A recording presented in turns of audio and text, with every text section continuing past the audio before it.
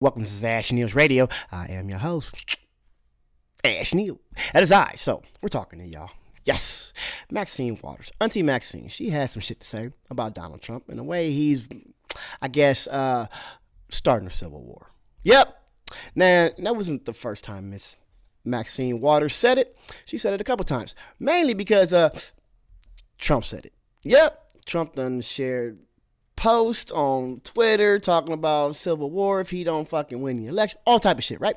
Well, in this video, we're gonna go ahead and listen to the hypocrisy crybabies on Fox News. Yes, because Harris Faulkner and friends, Harris, fuck her and friends, they had a problem with Auntie Maxine's speech. And they have this weird way of calling Auntie Maxine a threat. Yep. Dangerous old Auntie Maxine. Let's hear what they got to say. Okay, over the last few days, we did not like this. We did not like A this. ton of anti-Trump chaos agents storming buildings and violently damaging Teslas.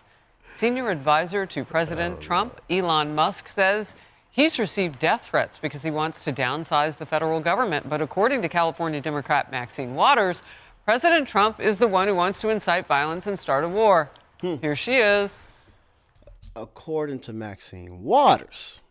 Not according to Trump. According to Maxine Waters. I'm worried that Trump is on the edge of creating a civil war. He alluded to it more than once. More than once. He alluded to the fact that if he did not get reelected, that there could be a civil war. What does Trump expect? Oh, I believe he expects violence. I believe he expects confrontation. I believe he's working toward a civil war. You know what? I don't even understand it anymore. What is she talking about? It goes farther back. Remember when Sarah Huckabee Sanders, then White House press secretary, was kicked out of a Virginia restaurant called Yes. the Red Hen? Yes. Right after that, Maxine Waters was the first to go out and say, this is a great thing. I want all of the liberals to target Trump people wherever they are, harass them, go after them. She's been on this ever since. Now, when George Floyd, when the riots was going on, Miss Maxine Waters got up there and said, yes, if you see your politicians out, go ahead, push back, talk to them, tell them how you feel. She didn't say push them, be violent. Nope. They're just, this is the way that the right-wing media tried to muddy the waters. They want to pretend like, oh, the shit that's coming out the Democrats' mouths is so egregious, so threatening, so dangerous. But when Donald Trump says something, oh, that's just Trump. Oh, we know who he is. He's allowed to say that kind of stuff. It's just funny. It's funny. The way that this faux outrage go on, though, it's... And by the way, during that period, it was President Obama and First Lady Michelle Obama who said, when they go low, we go high. That's out the door, clearly. It has to be. And Miss Obama, I don't know if you might not be watching this, but we were supposed to take it to the ground with him. Yep. Because that's how they act. If we would have took it to the ground with them, I know that there would have been this whole racial shit with the Obamas. Oh, they're so fucking negative. Look at these comments and this rhetoric. If Miss Obama and Barack Obama would have met the right with their same flame, oh yeah, they would have been all kind of ghetto this, ratchet that. How dare them speak like that? And it could just be meeting fire with fire. But no. Michelle Obama was like, you know what, let's not go ahead and stoop to that level. When they go low, we gonna go high. Nope, you should have took it to the ground with them. Clearly. And now you're seeing her accusing Trump of being the one who wants to incite violence. No one's, I think, really listening seriously to her anymore when she says that, because... We need to. Black folks, all of y'all, we need to listen to Auntie Maxine. I was watching the video of Roland Martin, and Roland was saying, well, my wife seen when he stated about the younger generation, us, black folks, we're not protesting no more. We're not fighting no more. Maxine Waters and her generation, they actually fought. They went and mobilized, marched down streets to get change.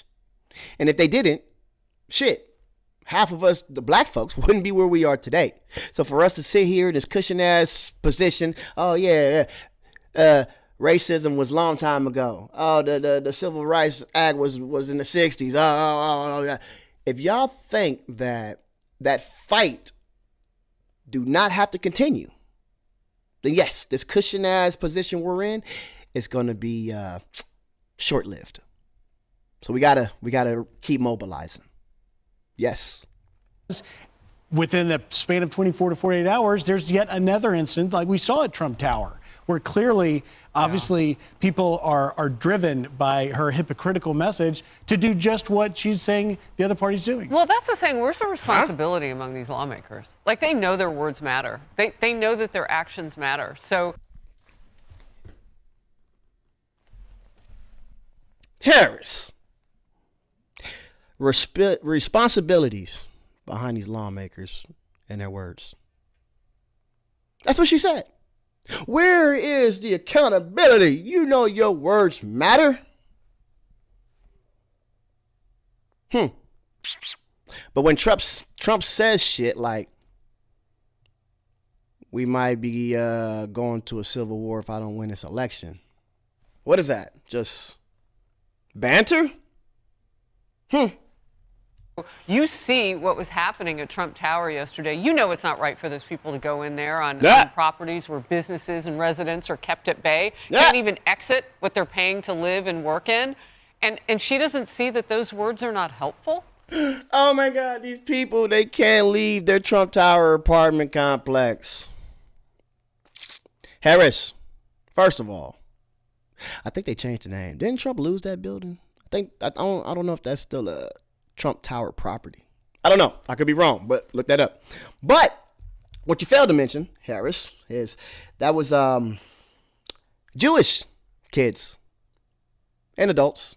It was the Jewish community saying, hey, we need you guys to stop. And they said it on their shirt. Jews say stop. But look at Harris. Harris is like, oh, look what happened yesterday. You seen all these people storming Trump Tower, Miss Waters, and you didn't think that your words were going to be galvanizing. Look what happened. You had these innocent Jewish people in a lobby clapping their hands and kept people from exiting. You guys are amazing. Harris, you're amazing. You're an amazing piece of shit, but it's okay. I love listening to your bullshit because it gives me something to talk about. I don't quite frankly think that she cares. I don't think AOC cares. Nope. I don't think Ilhan Omar, Rashida Tlaib. Nope. And what I think it is kind of going off the same narrative as Why those four? I don't know. We'll get to that later. the last block here, and from what Senator Fetterman said about kind of the free riders. I think that these representatives that are from very deep blue areas that are not worried about re-election, they say these things simply to get a reaction. They want to be shock jocks. They want to say things that are crazy. They want TV time. They want attention. They're not worried about appealing to moderates or centrists or even trying to get reelected because they know they've either been in there forever or they're in such a deep blue area it doesn't matter. So I think that's why Maxine Waters does what she does. I think she has really no reason not to. It's working for her. She keeps getting back in office. Well, we keep talking about her, and I think maybe that's what they want more than anything. Well, you're not wrong about that. I mean, if you don't make a change, I guess you're choosing it. This isn't the first time that Maxine Waters has said President Trump wants a civil war. Remember these? Look at her face. Not only are they planning on a civil war if they have to do that, but he's spelling it out specifically how and what they're going to do and how he's going to get revenge, how he's going to attack his enemies. He is capable of starting a civil war. He must be impeached. He must be stopped now. Kaylee? You know, that's amazing that she said this before and gotten away with it so many times. Gotten away. Let's break apart. See, this is my thing. It's the faux outrage. It's the faux outrage of these fucking people because they act like Trump didn't say it. They act like this came from nowhere.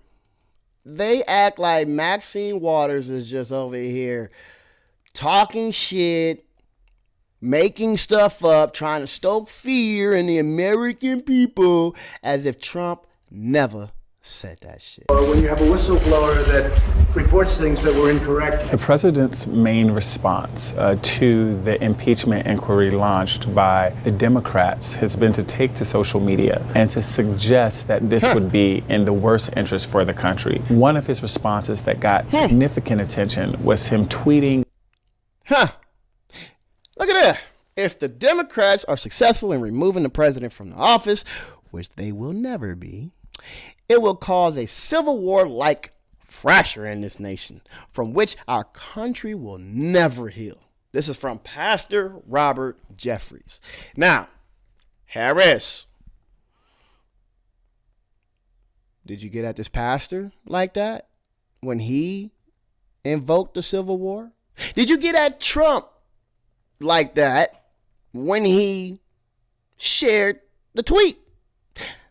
You didn't. A quote from one of his top evangelical faith advisors about his impeachment leading to a possible civil war-like fracture. This was notable because the president actually has a track record of suggesting that if things do not go his way, that he and his supporters could respond violently. So when Maxine Waters say, hey, man, it's starting to look like that's where he's itching to. You got this motherfucking DEI agenda where he's trying to get all black folks up out of here. He got rid of all the Hispanics, deported as many as he could. Now he's doing this Aliens Prevention Act or some shit from war times. So you mean to tell me he's doing all this shit to attack black and brown folks, Harris, but he's not attempting a civil war? Come on, Harris. Come on. You know goddamn well. Maybe you don't. But you know what the fuck is going on, Harris. You do. You do. And I think it's funny that you're playing dumb. I think it's funny that you, Harris, fuck her, you're playing dumb on purpose. Because if there was a civil war, guess what? You would get snatched up too. Yep. And there is not going to be any racist motherfucking white person out there that's going to be like, oh, that's Harris from Fox News. Spare her. Shut the fuck up, nigga. We saw what happened in Butler, Pennsylvania. We saw what happened weeks later on that golf course in Florida, his golf course. And she went on to say, as she did in those comments, he's working toward a civil war. Right. What does that mean? After this man has incurred 2 assassination attempts, is on an Iranian hit list, who knows who else wants to target President Trump? You're going to make the American public believe he's rooting for a civil war as if to gin up more violence against him? He is. This is positively nuts. But look, the Democrats are in hiring mode. They're lost in the wilderness, like when Hillary Clinton was lost in the field or the woods after she lost the election. They need a voice to take them out of the wilderness. I nominate Maxine Waters. Hire her today, spokeswoman of the party. This woman, give her that job. Wow. Emily. I just want to point out that the massive double standard. I agree with you. It's incredibly hypocritical. Let's point it out. The massive double standard, and it's hypocritical. But could you imagine if someone a little bit younger and on the other side of the aisle was making those comments as, frankly, incitements to violence that she has in the past? You know, saying that we're going to a civil war. Could you imagine if Marjorie Taylor Greene said something like that? Do you realize the uproar and the coverage that we could expect, rightly so, from the mainstream media? And here, I think it's because she's 86 and everyone just went, oh, Marjorie Taylor Greene. She used Marjorie Taylor Greene. If Marjorie Taylor Greene would have said this shit, they would have been in all it. Nigga, stop. Lady, Marjorie Taylor Greene done said some egregious shit. Marjorie Taylor Greene, before she was even elected, she chased David Hogg down the street after his fellow classmates got killed. Talking about, oh, this is fake. There was no school shooting. I don't know why Alex Jones had to take that heat by herself. I think Marjorie Taylor Greene need to take some of that heat because the way she treated David Hogg that time when that school shooting happened, she was calling it, she was a school shooter denier.